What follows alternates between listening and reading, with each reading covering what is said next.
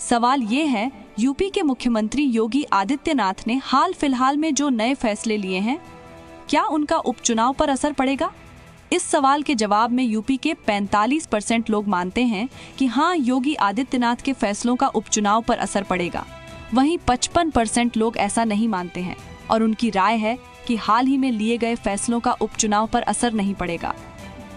हाल ही के फैसलों की बात जब आती है, दर्शकों को एक बार मैं याद दिला दूं कि जीनिया ने जो हाल ही के फैसलों का आंकड़ा दिया, 45% लोग मानते हैं कि फैसलों का असर पड़ेगा, जबकि बाकी लोग नहीं मानते कि असर पड़ेगा। लेकिन वो फैसले कौन से हैं, उसमें मोटी मोटी बातें बता दूं। सबसे पहले जो फैसला लिया गया, जो हाल ही में सबसे ज्यादा प्रचलित है, वो ये कि कांवड़ यात्रा के दौरान रास्ते में पड़ने वाले रेस्टोरेंट्स को और दुकानों को अपना नाम लिखना होगा। एक बड़ा वर्ग ऐसा है जो नाम लिखने से परहेज नहीं कर रहा, तो वहीं एक वर्ग को नजर आता है कि इसमें मुस्लिम तुष्टीकरण की कोशिशें सरकार की हैं। दूसरा, शिक्षकों की डिजिटल अटेंडेंस के फैसले पर फिलहाल होल्ड कर दिया गया। लेकिन जी हाँ, तुष्टीकरण कहां, मुस्लिमों के खिलाफ से, तो इसमें खिलाफ भी कहा। अब तर्क वही है, आप सामने आएंगे, इसमें तर्क वही दिया जा रहा है सर। बाकी जो लोग तर्क दे रहे हैं वो आपके सामने रहेगा।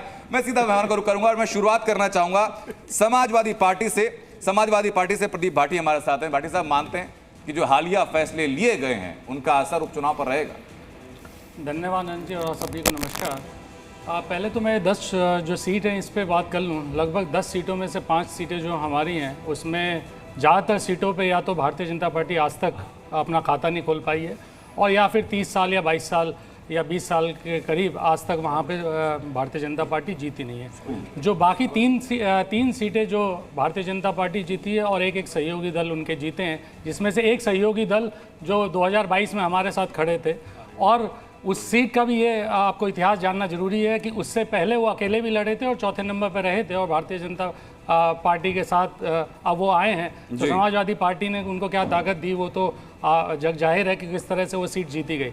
उसके अलावा लगभग 16 मंत्रियों को तैनात किया गया है। तो वो 16 मंत्री सबसे पहले तो इफेक्ट वो करेंगे, बाकी फैसलों पे तो मैं बात बाद में करूंगा, लेकिन जो 16 मंत्री इफेक्ट करेंगे वो जानना बहुत जरूरी है। उसमें 16 मंत्रियों में बाढ़ मंत्री हैं, जो बाढ़ मंत्री 1700 गांव बाद में डूबे हुए हैं और 21 जिले डूबे हुए हैं, उस पर पहले वो जवाब देंगे और फिर वोट मांग लें। उसके बाद वो कृषि मंत्री हैं, वो किसानों की जो आत्महत्याएं हो रही हैं, जो खेती बर्बाद हुई है, फसल बर्बाद हुई है, आय दुगनी हुई है, उस पर जवाब दे दें, फिर वो वोट मांग ले। एक बुलडोजर पे बड़ा ज्ञान दे रहे थे मंत्री, जो अभी उनकी एक सीट पे भी चुनाव हो रहा है, वो भी जाके कानपुर में वोट मांगेंगे। उसी बुलडोजर के जो अत्याचार हुआ है उस बुलडोजर से, उसकी भी बात वही मंत्री जी करेंगे।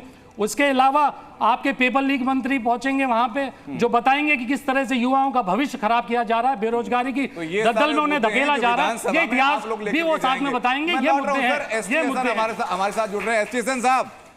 लोकसभा नतीजों के बीच में और विधानसभा के उपचुनाव के बीच में समय अंतराल बहुत कम है, क्या समाजवादी पार्टी मानकर चल रही है कि कोई असर इस बात का होगा? और दूसरा सवाल मेरा ये कि जो हाल ही में योगी सरकार ने फैसले लिए, उन फैसलों का नकारात्मक या फिर सकारात्मक असर होने जा रहा है?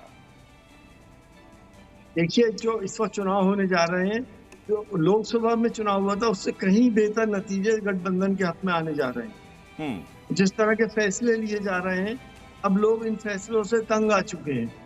हिंदू मुसलमान कब तक करेंगे, कब तक ये बुलडोजर चलेंगे, कब तक पुलिस कस्टडी में लोग मारे जाएंगे, जेलों में मारे जाएंगे, ये सब समाज में ये सब चीजें अब लोग पसंद नहीं करते हैं, चाहे हिंदू भाई हो चाहे मुसलमान भाई हो जी। इसी वजह से आपने नतीजे ये देखे, जो अभी जो फैसले हुए कांवड़ में भी आपने देखा कि कोशिश ये की जा रही है कि दुकानदारों को जो हिंदू मुसलमान के नाम पे बांट दो, फलों को हिंदू मुसलमान के नाम पे बांट दो। एसटी साहब, उस फैसले के बारे में क्लैरिफिकेशन जरूरी है सर। उस फैसले में कहीं हिंदू या मुसलमान का नाम है, किसी और धर्म का नाम लिया नहीं गया है। उसमें कहा गया कि जिसकी दुकान हो हर किसी को लिखना होगा। देखिए, आप तो बट कैसे रहे हैं? आपको मालूम है नाम क्यों पूछे जा रहे हैं? नाम का तो मतलब ही होता है कि नाम से पता चल जाता है कौन हिंदू है कौन मुसलमान है। कोई नहीं, इसमें क्या बताने की जरूरत थोड़ी है। संजय निषाद हमारे साथ जुड़े हुए हैं। निषाद साहब, ये लग रहा है कि आपको कि योगी सरकार का फैसला नाम लिखने वाला धर्म के आधार पर डिवाइड करने के लिए है, बांटने के लिए है? उसमें कहीं ऐसा थोड़ी था कि धर्म का नाम लिखना है, उसमें तो है कि नाम प्रोप्राइटर का नाम लिखना है कि कौन व्यवसायी है, कौन उस दुकान का मालिक है, कौन व्यक्ति वो ढाबा चला रहा है, कौन व्यक्ति दुकान चला रहा है। ये तो भारत में कानून है, कानून के हिसाब से प्रोप्राइटर को ही दुकान चलाने का अधिकार है। तो इसमें कौन सा राजनीति आ गया है? क्या मुसलमान चला के हिंदू? ऐसा तो नहीं कहा कि मुसलमान को दुकान नहीं लगाना है, मुसलमान के दुकान पे कोई सामान नहीं खरीदना है। अरे जब वैष्णो ढाबा में अंदर से जब जा रहा है कि दूसरा कोई माल बिक रहा है और दूसरा कोई आदमी के खिलाफ जा रहा है, नाम कुछ और है, प्रोप्राइटर कोई और है, किराएदार कोई और है, तो मिसहैपनिंग होने पर ठीक बात है। लेकिन शाह साहब ये बात भी सच है कि एक बड़ा वर्ग है जो इस बात की मुखालफत में है कि नाम लिखा जाना नहीं चाहिए। उनको एक नजर आता है कि धर्म के आधार पर बांटने की साजिश है और मुस्लिमों को कॉर्नर करने की कोशिश। बहुत बहुत शुक्रिया आपका, आप दोनों का हमको जुड़ने के लिए।